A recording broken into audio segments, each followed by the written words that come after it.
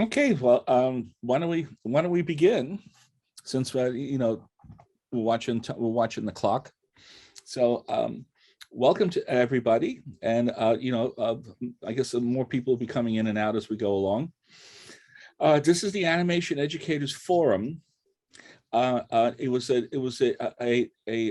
nonprofit organization that was started through ASIFA-Hollywood, which is the International Animation Society, with branches around the world. And the Animators Forum was begun because, ASIFA was created so animation artists could get together and share and exchange ideas and basically talk shop. And a lot of other crafts, will have sort of organizations or social groups where they could get together and share information, discuss shop. And we thought there's so many people who teach animation nowadays, specifically teaching animation. And, it's a shame that there's not a venue where we could get together and just talk to each other and just say, and, share notes and all and share experiences. And with this great group problem that's occurred in the past 2 years of the COVID pandemic, it's something that we're all dealing with, and in all parts of the world. And we just thought it'd be kind of interesting to get together and have an informal discussion. So before I introduce the other two chairs, I'd just like to say, when you want to speak, raise your hand to be recognized. And when you speak, please say what school you represent, because it's just nice to hear where everybody's from. It's kind of fun. So, my name is Tom Sito, and I'm a professor of animation at the University of Southern California. And I'd like to introduce our colleagues, Lee Crowe, who is a professor at the Savannah College of Art and Design, and Charles daCosta, who is a lecturer at the Queensland University of Technology in Brisbane, Australia. So we will be your hosts. And welcome to everybody. Lee, Charles, do you want to say anything? Jump in. Charles? Yep. I think you're muted. Mute.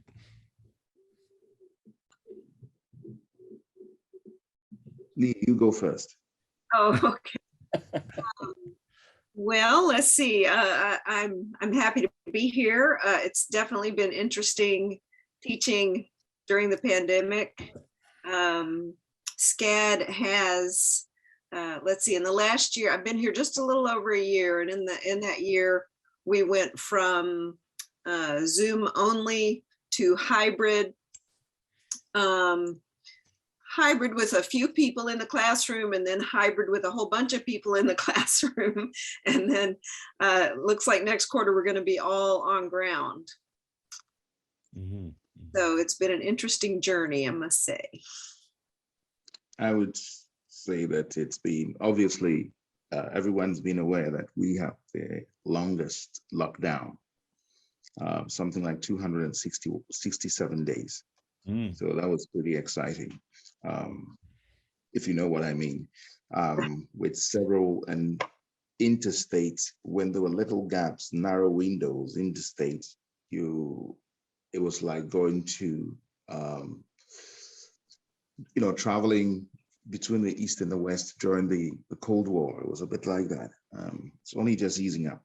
So how did that really hit us? Well, it was a bit difficult. Considering we had loads of students coming from China, as well as, a lot of Southeast Asian countries. So it was difficult because some had gone home. As you're aware, our academic year is the opposite to yours, right? So March is when we're starting the new year. The pandemic began in March. So suddenly, there were those who couldn't travel from their country. And there were those who were in the country who were hoping to start, who couldn't. They traveled over and they couldn't start. And so that was interesting getting into the classroom, but I'll save the details for that later, how we kind of mitigated those situations. So it's been a very interesting ride. Yeah. We'll share from it. Yeah. Thanks.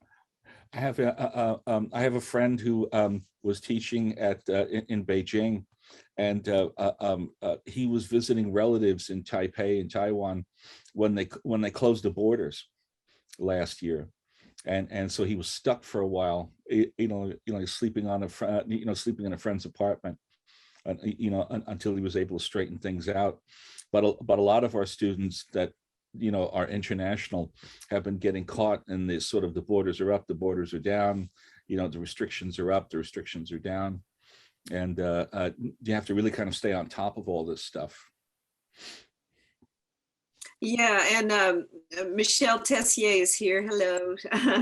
She's one of my colleagues currently. And Michelle, you can jump in and correct me if I'm wrong here, but SCAD has 4 campuses. We have one in Savannah, one in Atlanta, one in Lacoste, France, and we had one in Hong Kong. And the Hong Kong campus did not survive the pandemic, and it's shutting down. Is that right, Michelle? I think, I'm not exactly sure for what reasons they closed it, but they did close it before the pandemic hit. Oh, okay. Yeah. So we have a lot of Chinese students who are either having to immigrate to Atlanta or Savannah. I guess they could go to France too if they wanted to, or they're trying to finish out their degree by not coming to the U.S. So I think that's been kind of tough on them. Yeah. Just to say, particularly USC's case, we recently changed presidents, and the current president, Carol Folt, had come over from University of North Carolina, and she's been, I got to say, she's been a pretty good president. She was very proactive on the lockdown. That she locked down the campus in like March 2020. When everybody was still kind of wrapping their heads around what they have to do, and she shut down everything, and that's when we all went to virtual. So we finished the spring semester of 2020 virtually, and then in the summer, they opened up the what is it? I believe. Which they tried opening up the dorms a little bit, but going partially to to in person, but that didn't really work out. So we stayed locked down for the fall. Then in the spring semester of 2021, we really started to open up. But they instituted a program that we call Trojan Pass, because it's the the whole Troy thing is the nickname of the school, and where you had to have your vaccination card and a flu shot, and take a COVID test. And so it was like massive, like COVID testing of students and all. But it really brought the numbers down on campus. I mean, outside in the community, you can't do anything about that. But at least, like, because our campus is gated, we have a fence all around it. You can't even get on the campus without showing a thing called a Trojan Pass, which is proof of vaccination and COVID testing. And they've been pretty rigid about that, but so far it's been successful. Everybody's expecting an uptick because of the winter season, and the holiday socializing and all. So I was wondering if anybody else has any kind of experiences with kind of passes or restrictions. This semester also was when they opened the dorms up, for the first time since last spring. So for us, it's been quite a little different in that when students, like in the United States, when students go to university, to college, that's when they basically leave home. In Australia, most of the students are home. They kind of commute to university. So the only people who are really away from home are the international students, who we have to deal with. But what is interesting is when the pandemic kind of, people kind of, we woke up to the fact that this is what was going to happen, and the place got shut down. We had a national shutdown. What then happened? And when I say shutdown, I'm talking about that's it. Nobody goes anywhere. And we had to stay home. When that happened, the university, or just before that announcement, the university was discussing, what are we going to do? What are we going to do? And the shutdown came, and we had to immediately do that. But prior to that, we'd always recorded every lecture that we delivered. So in the early stages, the students were able to access the lectures. But then what happened immediately, it was the university shut down. The whole system got shut down for a week. And during that week, we had to convert our materials or make them available for virtual engagement. So it was a very sharp curve. But fortunately, some of us were used to doing that. So it wasn't too bad. The challenge was the situation in which the students who were used to coming to class every day, commuting and coming to class, suddenly found that they had to do everything virtually. And the situation was quite interesting because some came from places where the connections were not so good. So we had a few mountains to climb there. Again, I'll let somebody talk and then we'll share as we go along. That's true. Yeah. Do you have a situation of student dorms, like student housing on campus? No, we don't really have student dorms. What we have is there are loads of apartment complexes around, and specifically designed for students. So that's where most of them are. Most of the international students are in there. We've got very few out-of-state students here, which is very interesting because if they come out of state, they're still paying as if they're in state. So I find it interesting that people don't travel out of state very much, except there's something exceptional. What is remarkable is that before the pandemic, the students are often stuck in their high school clusters. They recognize those from their high schools. And so it was an extended high school for some of them psychologically. But when the pandemic hit, they started to look for colleagues in their class. And that didn't happen accidentally. That was because there was a tradition, and I'm sure Greg would remember that when I was in SCAD, I would often put the students in SCAD in tribes, African tribes. So everyone had a tribe.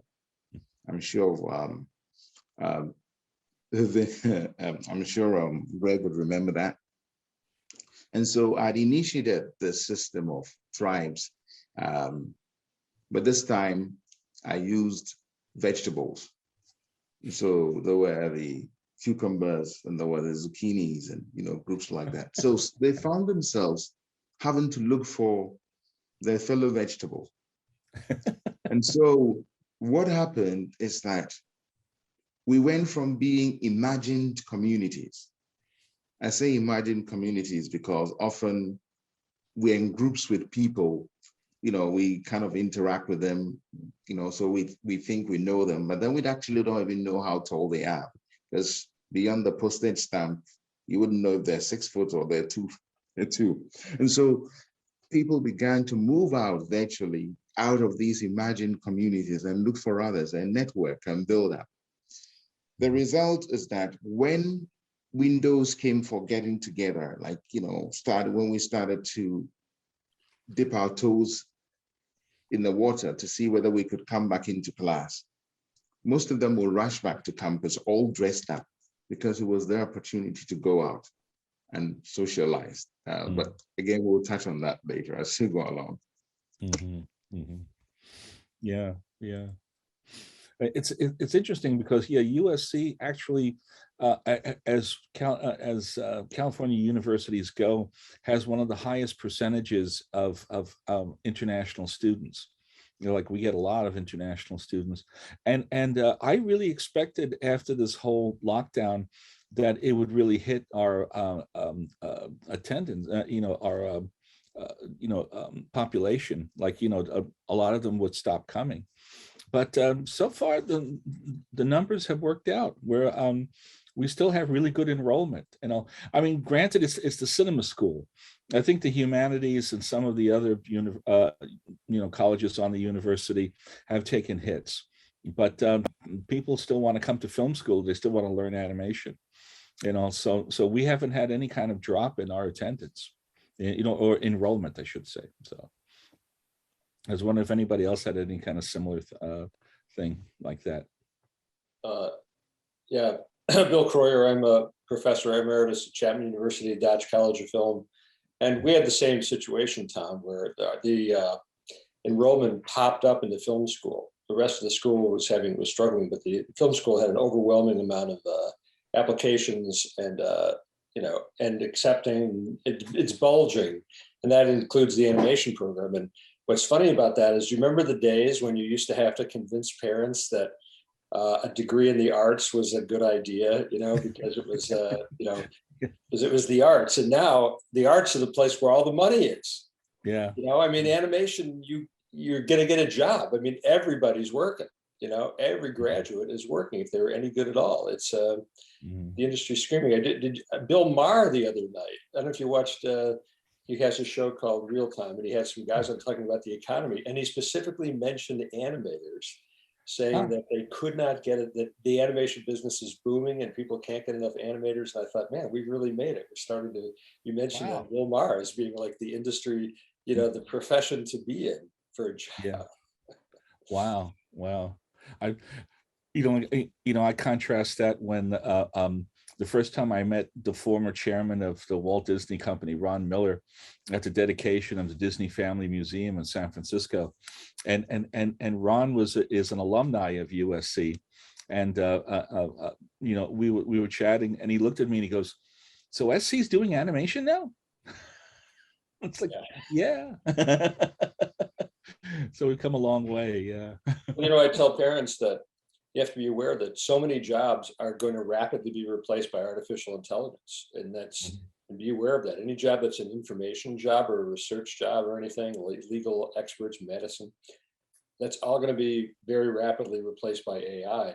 What's not going to be replaced by AI are the arts, because computers can't make people laugh, and they can't design, and they can't do entertainment, at least not in a way that really connects with an audience. So if you want job security, be in the arts. Yeah, if you guys haven't checked out Bill's film from the 80s, Technological. Oh, yeah. How prophetic. Yeah. Yeah. Yes, that's true. Yeah. I was 20 years ahead, 30 years ahead of my time. Yeah. Lee, I was curious, does SCAD have a like dorms? Do you have like student housing and all?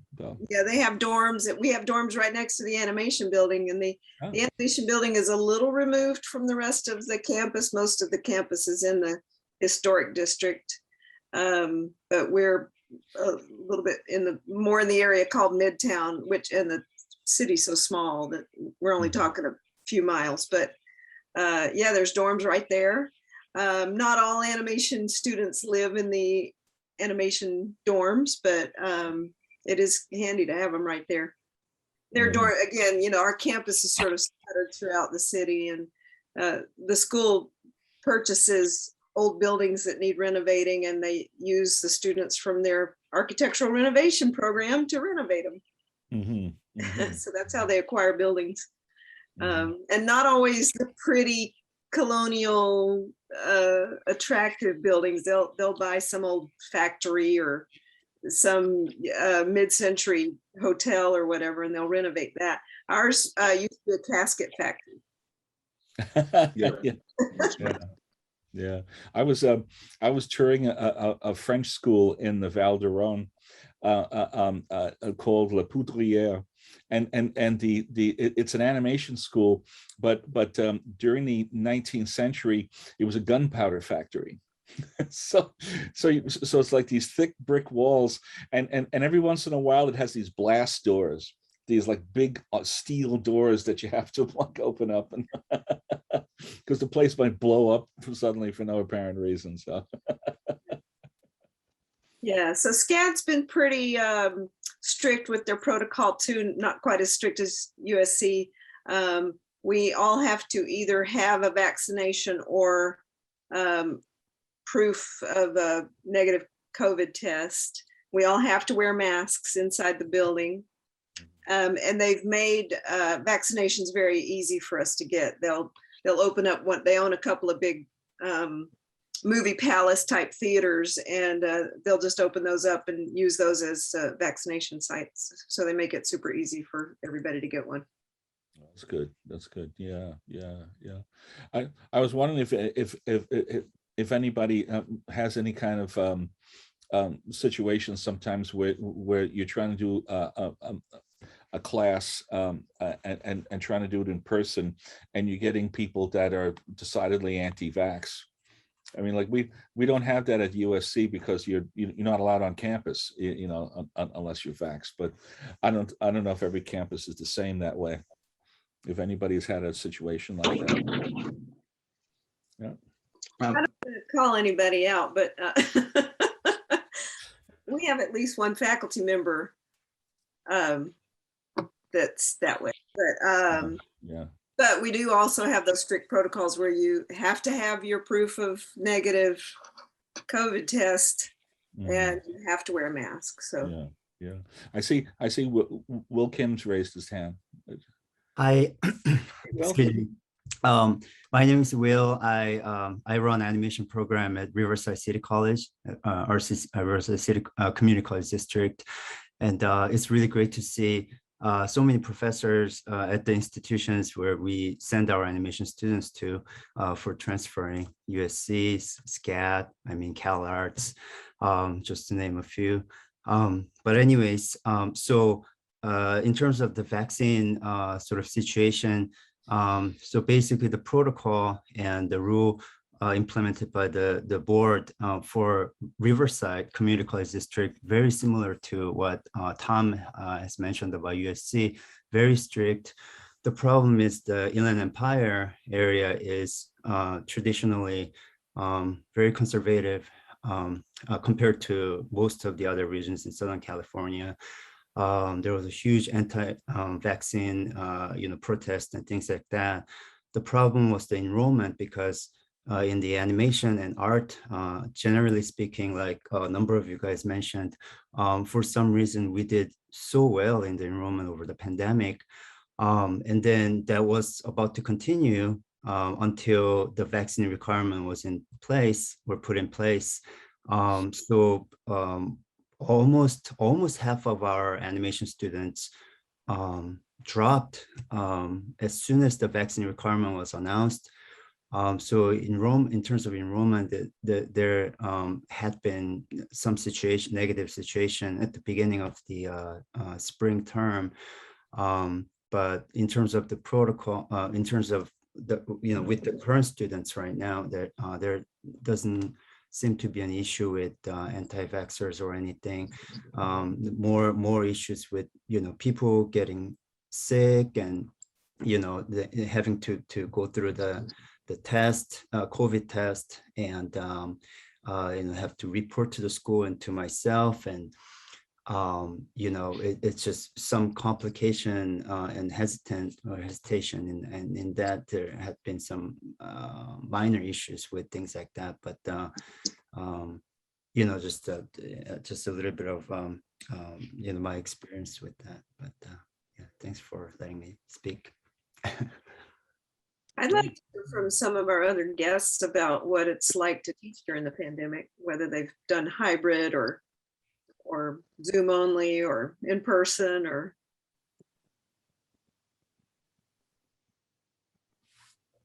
anybody. Anybody else want to jump in?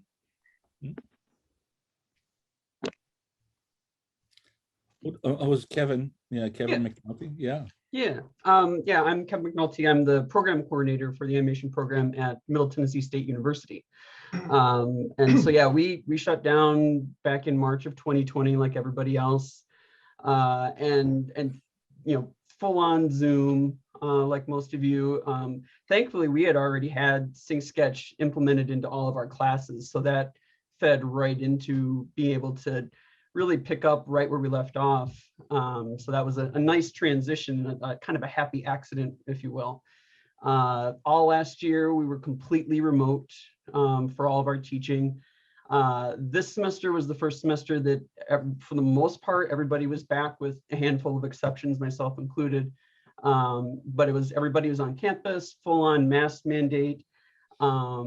We didn't have any vaccine mandates. Again, we are in Tennessee. And on the whole, I didn't hear too much about students refusing to wear masks, at least within the animation program. There's like 1 or 2 students out of, we're like 230 animation majors here. And on the whole, I think everybody was pretty civil from what I understand. As of last week, however, our school got rid of the mask mandate. So now no masks are required at all on campus. We're Tennessee, and our governor's putting through a bill to stop like all mandates and everything else. And I think our university, being a state institution, just like we got to do what we have to do. Their hands are quite tied. So I'm curious if anybody else in any other states or universities, if your restrictions have been, pulled back at all, or where everybody else is at on things, because we only have like a couple weeks left before the end of the semester, but, they pulled the plug on it very quickly. And there's of course faculty with young kids that are only now just starting to get their own kids vaccinated. I've got a 6-year-old, still waiting on, getting him vaccinated. And so it kind of felt a little premature from a faculty standpoint, but I'm just curious where everybody else is at with that kind of stuff currently. Yeah, Georgia's interesting because we're a blue state, but we have a Republican governor. But all of the cities are Democratic.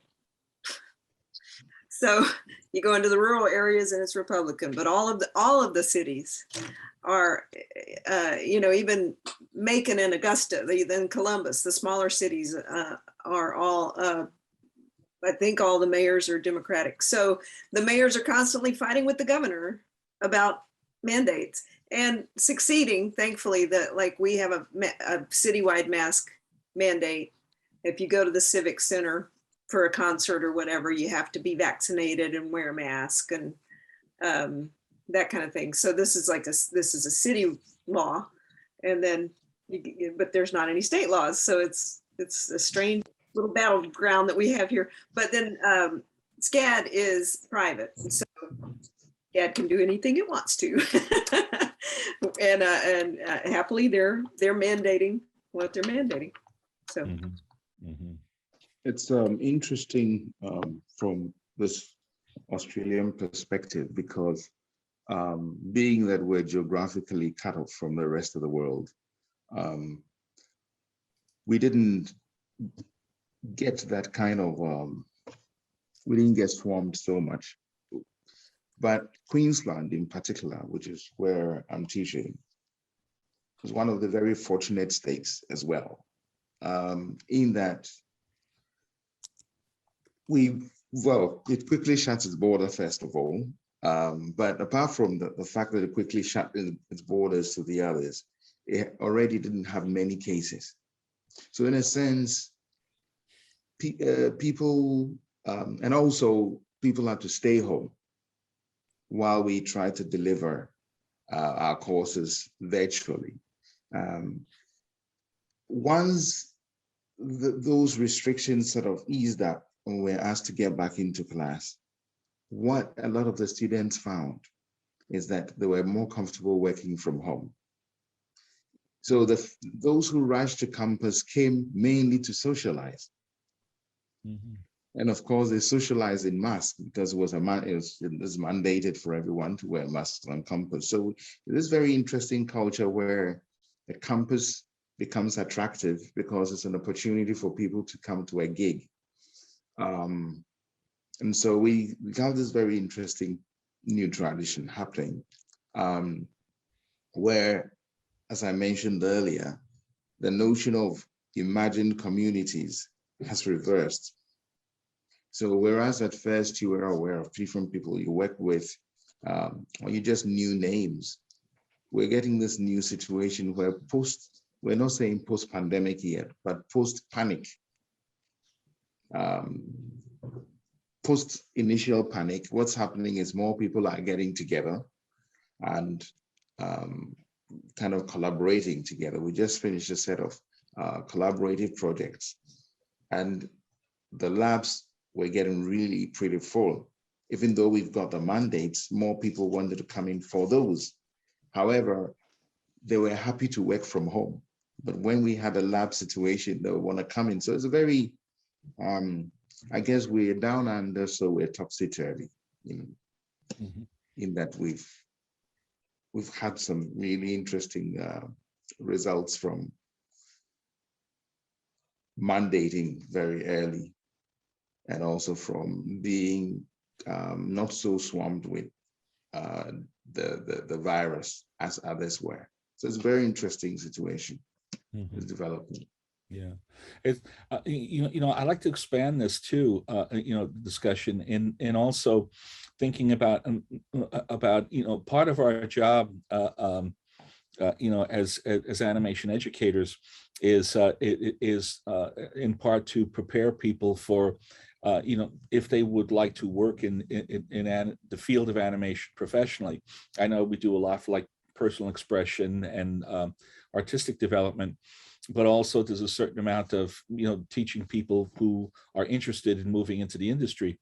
And the industry itself is going through this shift now, where I remember 20 years ago on the Looney Tunes movie I was working on in 2003, that was like one of the first movies where which we would access the story reel virtually, like it would be basically networking, and as you would finish your scenes, you would cut them into the reel, for the director to look at.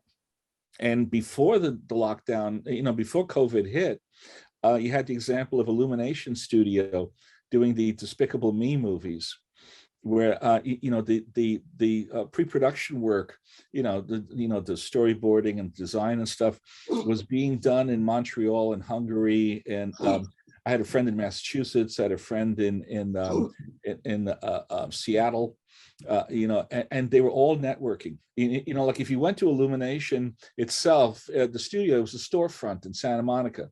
It was like a little storefront. They would rent facilities as they needed them for recording and such, but everybody was networking computers. The French directors are like working with the Hollywood studio, and there's another, they had outlets in Paris and they had outlets in Montreal, and it was, at the time it was considered unusual, but Despicable Me, of course, was a hit. It was a very successful series, and more companies are following. And do we see ourselves really as now training people for this sort of virtual studio that's coming right now, or do we think it's going to go back? Because there have been movements in the past. Like a couple of years ago, everybody was talking about 3D and saying, oh, there's going to be no more regular movies. Everybody's going to put the glasses on and we're going to have 3D forever and ever, amen. And then everybody got tired of it and they went back to normal movies again. So there is, now everybody's talking about, virtual reality and AI and stuff. So, how do you see your role in preparing people for the professional field, virtually or in person?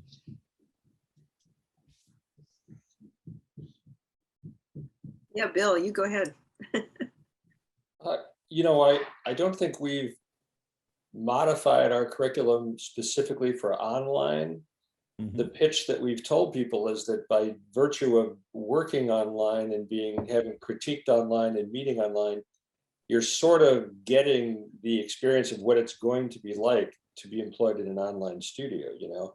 I will admit we haven't identified or developed any specific new communication skills or anything that would, you know, would imitate an online working experience.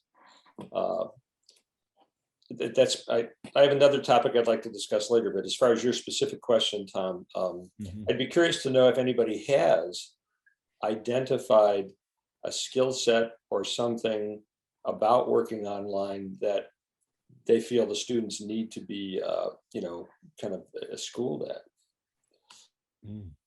Yeah, this is a good question because I feel like we are on the edge, on the front edge of everything changing as far as that goes. And I teach animation history, and I talk about, and we all are familiar with the difference between West Coast animation and East Coast animation and European animation and then Asian animation, you know, even just the working techniques, or whether you work on ones or twos, or whether you know, if you were using paper, whether you use top pegs or bottom pegs. This was all like a geographical thing. And even like women, you know, the first women animators to work in a studio were in New York, because New York was a little bit, Fleischer, you know, employed women before the West Coast did, and that, you know, that kind of thing. So it's always been so geographical that it's kind of hard to get into the mindset of how it's not going to be geographical anymore. It's just going to be all online. So it'll be interesting to see how it all pans out. Yeah, one of the problems I've noticed too is that with the Despicable Me model was that all the people that are working in various, you know, parts like networking and all were already professionals. Like they were already like top people, you know, in the industry. And one of my grad students, one of my graduates, got a job in you know, at a studio that was virtual like that. And I asked him, like, you know, how you doing? And he says, he says, well, I'm enjoying it. He says, but I miss the interaction of people. He says, I can't talk to anybody. Like I can't bounce ideas off anyone. You know, I miss the kind of bullpen where you're kind of just sitting in a room and just throwing around ideas. You know, specifically, he was talking about storyboarding, you know, which has a certain amount of writing in it as well, you know, and that communal kind of group think that kind of helps, you know, the production process. I see there's somebody here, Tessia. Hi. Hi. Hi, it's Michelle Tessier. Oh, hi, Michelle. Hi. And Bill is here too. He's driving.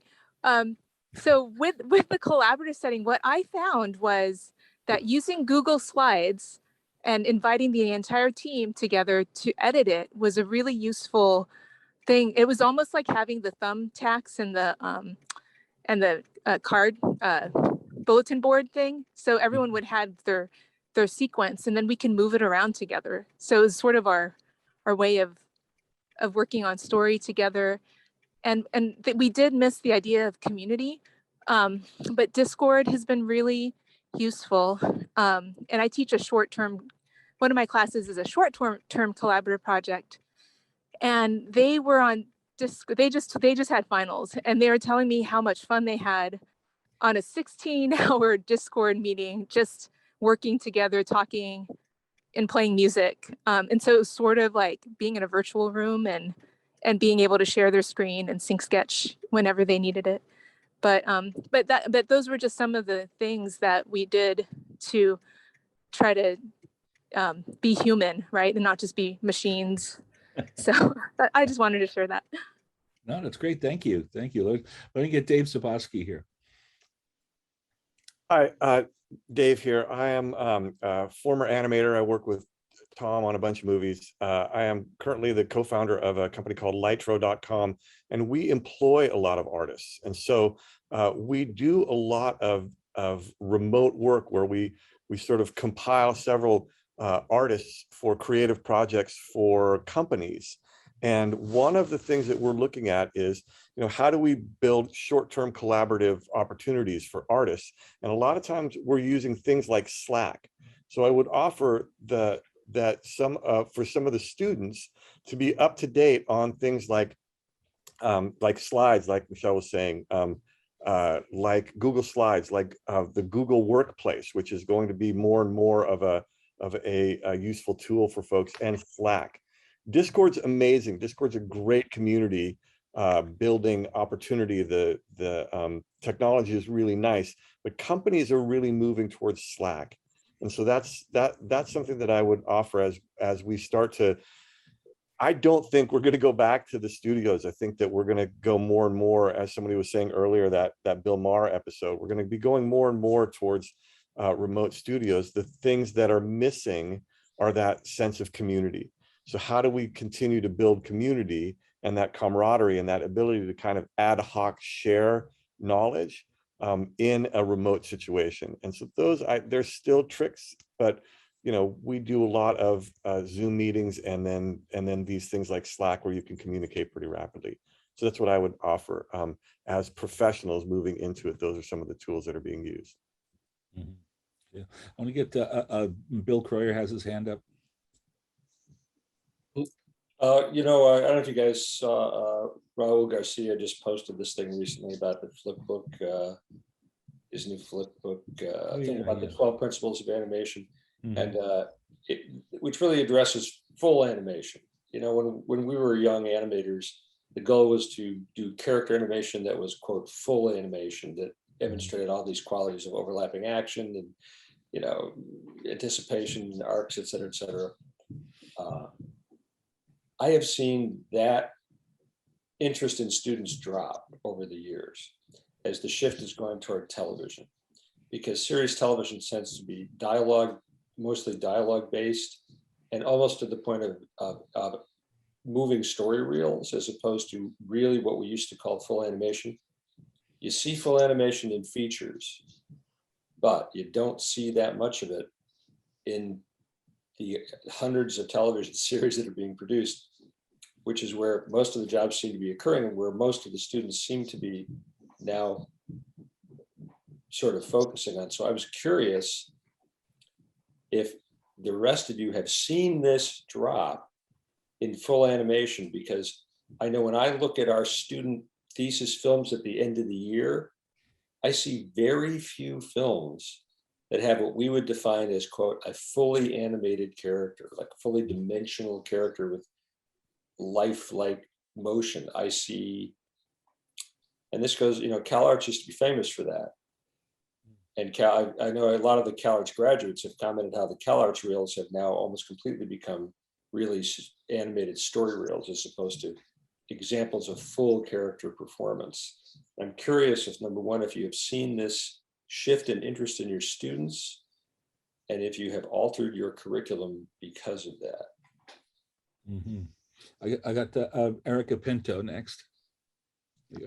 Hi, Erica. I work for PlayStation in video games, and I would like to say that if the students are kind of pushing away from full animation, that's definitely not a great thing for the video games industry, because we are getting more and more towards like feature quality, and we definitely need animators who can do full acting and also full action. Like we do a lot of creature work at my studio. And we do a lot of, there's also motion capture, which is a whole other thing, which if schools are able to teach that kind of workflow as well, there's definitely a lot of skill sets that are needed in the video games industry. Granted, it depends on which kind of video game you're working on. If you're working on a small indie game, you might be able to get away with more like limited animation. But if you're working on AAA games, like I'm working on the God of War series, we definitely need like animators who can really animate. So that's just my 2 cents from the games industry. Yeah. I'd like to suggest that one thing that always concerned me, over the years, like in my career, is catering, our teaching to the needs of the times, because the times change. in the early, I graduated in the mid 70s, and I remember like a lot of the older animators at that time, they had gone through the 60s and all, was the big downturn in the industry, and people like me and Eric Goldberg and stuff, all wanting to do full animation. The older guys would tell us, that stuff, that's never coming back. That's like, no, he says the future is more Yellow Submarine, more movies like Yellow Submarine, and then like one day, when I was at DreamWorks, and we were hiring for the Prince of Egypt, which is a very full animated show. There's one old animator showed up with his portfolio, and my heart broke because I was looking at his samples, and they all look like Captain Crunch. They're over like 1960s, very flat graphics. And they're beautifully done, very flat graphics, but not what we were looking for. And I felt so bad for the guy, because how could he know, when he was in his heyday, that 20 years in the future, everything will go back to full animation again. So, there's always that kind of fear of like, trying to stay on top of trends while not get, sort of locked into a particular style. Yeah, I've had that at SCAD. I see it a lot, where a lot of students are, we teach puppeting classes, and a lot of students are wanting to get into that and still don't have like a full grasp of the 12 principles. They can get all the way to their senior year and not have a full grasp. And we just lost a beloved teacher, Troy Gustafson, who was an effects guy for Disney primarily, but he also taught some character classes. And, he was this big macho cowboy type guy who wasn't afraid to intimidate or yell at students. And he sort of was the stalwart, like, we're going to keep 2D here, and we're going to keep the 12 principles here, and, all this kind of stuff. And I feel like kind of like the mantle's been passed to me, but I'm more Mary Poppins than I am John Wayne. So it's a challenge. But yeah, I had arguments with seniors, a few quarters back, where I'm like, you're seniors and I'm going to teach you the 12 principles again. And they'd be like, man, we already heard this, yeah, but it's not showing up in your animation. So you need to hear it again, So my answer to your question is, no, I'm not changing my curriculum, but it's a challenge. Yeah. It's interesting we come to this, and I noticed that in the chat, David mentioned about more tech training, and that's very interesting, because what a lot of students do, especially on their opening days when they're coming in to see what we do, almost every student's first question is, what kind of equipment do you have? What kind of software do you have? It's a bit like going to medical school and asking immediately, what kind of CTI scanner do you have, before you've gotten into medical school. And then you get into medical school and you get taught all about the different scanners and X-ray machines and everything, but no one's really taught you about the human anatomy. And so what I'm finding is that increasingly, we need to look back to those basics. I mean, like us in the 12 principles, but teaching actually about how the human anatomy works. Why do I say these kinds of things? Because I find that quite a lot of students get onto the animation program, one, because of the software, and two, because they've been watching loads of anime. And in a sense, that's much closer to limited animation than it is to full animation. So when you got a student who understands the software very well, and they've watched loads of anime, so that their work is closer to an animatic than it is to a full feature, and who haven't got a grasp of film language and these kinds of things, and also haven't learned how to tell a story, then we have loads of issues cropping up. So fundamentally, I think when we look at our syllabus, we have to find a space for discourse, for identifying and discussing with the students some of the problems that come up. For instance, I found that there's less and less screening and discussion when it comes to actually what we do. And it's more about trying to figure out how to rig this properly or use that properly or use that. But I think the discussion that needs to get in as well. Not only would it help our students understand the creative universes in which they're entering, but to actually help them become more articulate when it comes to representing what we do in animation. Mm-hmm, mm-hmm.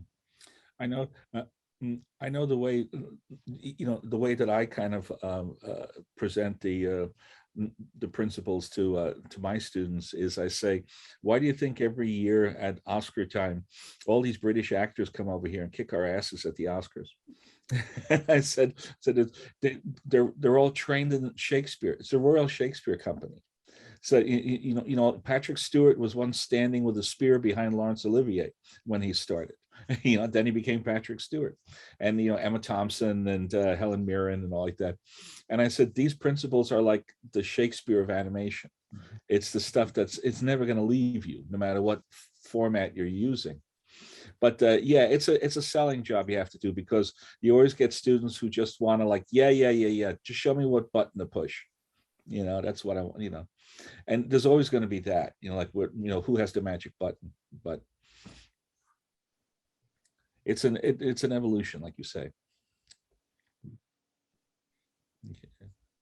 Yeah, like where's the funny button on this computer? yeah. So okay, so we're getting close to the hour and everything. So would people like to think about are there any sort of takeaways? Personally, I thought myself that COVID would be over by now, because I was going by the 1918 Spanish flu pandemic, which lasted about 2 years. I think it drifted just a little bit longer, but pretty much it was over in 2 years. And now we're sort of getting to the 2-year point, and doesn't look like it's slowing down that much, so when this thing does calm down to the point where things start to open up again seriously, what elements in your own personal teaching are you going to keep, that you've learned during the lockdowns? If I can chip in here, one of the things that I realized during the lockdown period is that students became more ironically, and I've said it earlier, but they became more real people, in that they weren't just, those imagined people living in different spaces who just like to pop in online. Mm-hmm. This was happening. One of the reasons for this is because they wanted to talk about things that they discovered in the histories of animation. Histories, the context, history and context of animation, getting to understand what was happening in the industry. They were asking more questions. And I think that came from situations in which people suddenly found that their only companion was their cat, and their cat couldn't talk about Bill Bosco or anybody like that. And so they wanted to know. So those kinds of forums that allow them to talk about the history or find out more about the context of what they're getting into and the industry, that discussion has been very useful and also therapeutic. I found that students who never ever spoke are actually starting to speak, because it encouraged them to discuss what they're finding out about the industry. Mm-hmm, mm-hmm. That's true. That's true. I know there was a famous anecdote about when at the turn of the 20th century, when a lot of barriers or a lot of change was happening in the world of fine art, and you had the Beaux-Arts sort of academic school of painting, like Gérôme and Courbet and Meissonier, and then you also had the Impressionists and the Fauvists and the beginnings of the Cubism and all, and there was definitely a movement where the young people all wanted exciting stuff. They wanted new stuff to happen, and Henri Matisse which would announce that he was going to start teaching. And so all these young people all wanted to take Matisse because he was like on the cutting edge of the art world. And they told him, they said, yeah, you know, we would go to other classes and they would make us draw from Greek statues and all, and learning all this old fighting stuff. And we want to learn all the revolutionary new stuff like this. And the first day, Matisse brought out the Greek statues and said, learn this first, then we'll talk about change. Yep. Yeah, you know, I think that's nice, you know, myself, you know, so, but, you know, then at the same time, you know, one of my animation teachers in New York was Howard Beckerman, and Howard used to like to say, everybody talks about old animation. Nobody talks about new animation. And you go, well, Howard, what is new animation? And he goes, I don't know. I'm an old animator. That's your problem. And now I'm an old animator, so I can say that.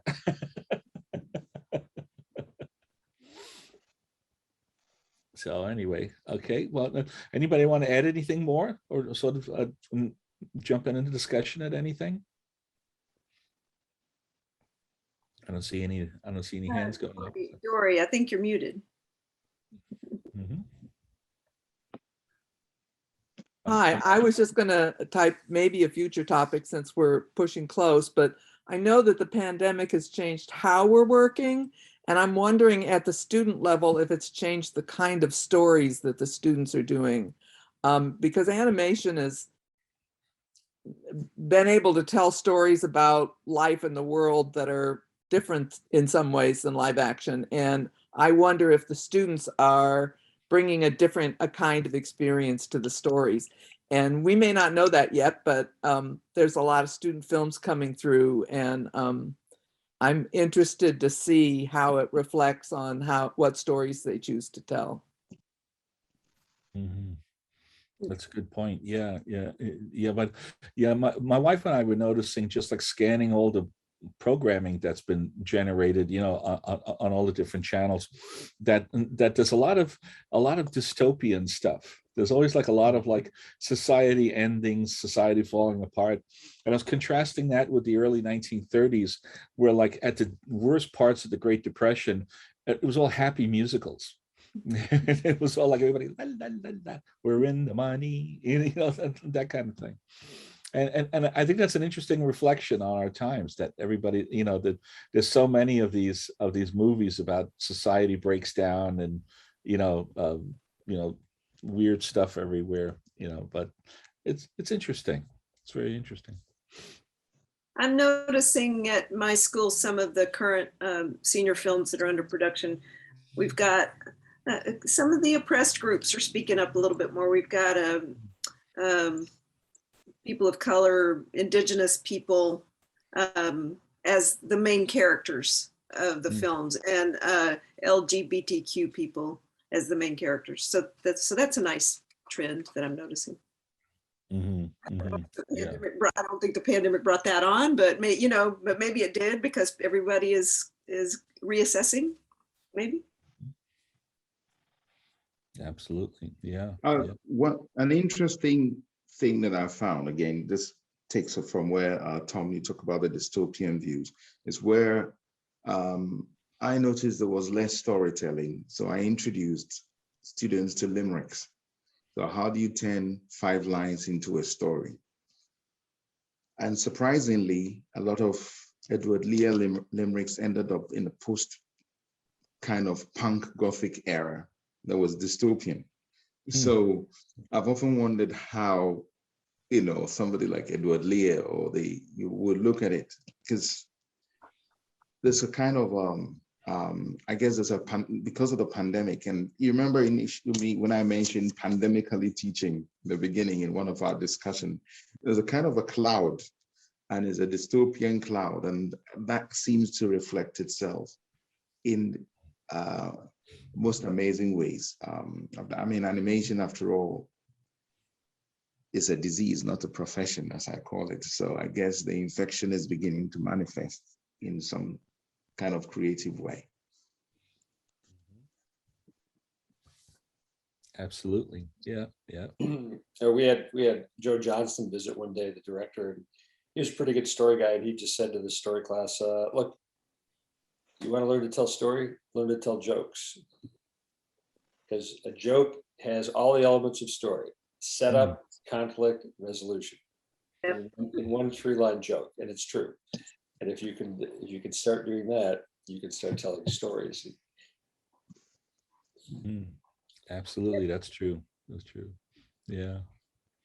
Well, we're on the hour, so and I know people are moving on to other meetings and everything, other events as well. So I guess we'll call it then. So I want to thank everybody for a wonderful conversation. We had a lot of interesting exchanges and a lot of interesting ideas. And if you're interested in joining the Animators Forum, you're an educator and you please visit our website. And right now it's an all volunteer nonprofit group. Really, it's all about just teachers sharing ideas with one another. And let's all keep in touch and let's do this again. Okay. Okay. So everybody have a happy week. Those of you celebrating Thanksgiving, happy Thanksgiving. And for everybody else, keep healthy. And we'll see you in Toontown. Okay. All right. Thanks, everyone. Bye-bye, everybody. Take care. Thank you, everyone. Thanks.